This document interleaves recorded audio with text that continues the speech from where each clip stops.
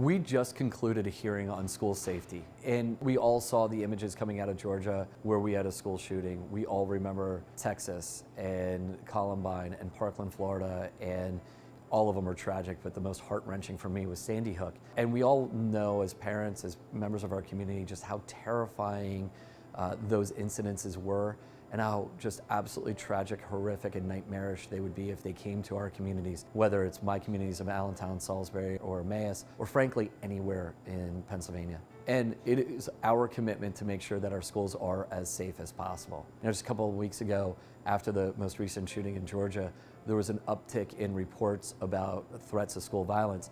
One of those reports hit my daughter's middle school, South Mountain Middle School on the south side of Allentown. And she literally sent me a picture of her hiding behind the desk. Now, mercifully, those incidences weren't founded. They were, I don't want to call them hoaxes, but after investigations, we realized as a law enforcement realized that our schools were safe and it was okay, and life kind of went back to normal. It didn't really go back to normal because that was another collective trauma that as a community we put on our kids, and we need to do better for all of them. We need to make sure that our schools are safe. And so I'm really proud of our hearing today because we heard from experts from the state police, from school resource officers, including the head of security from the Bethlehem Area School District. We heard from a superintendent from a small school district in York County, giving us their perspectives on things that we can do better as a Commonwealth to ensure that our schools are safe.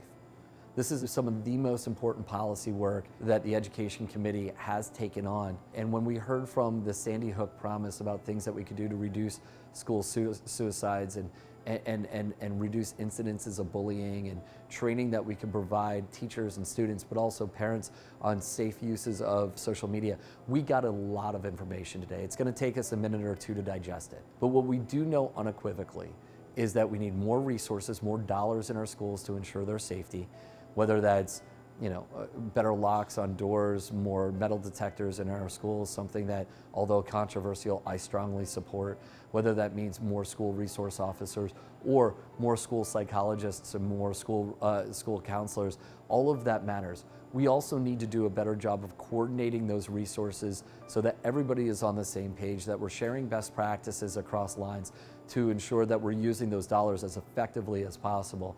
And ultimately, as a community, it is incumbent upon all of us to make sure we're having those conversations with our kids at home, being active members of our schools and our communities to make sure that our kids are not only safe, but in an environment where they can learn, grow, and develop as children and as young adults.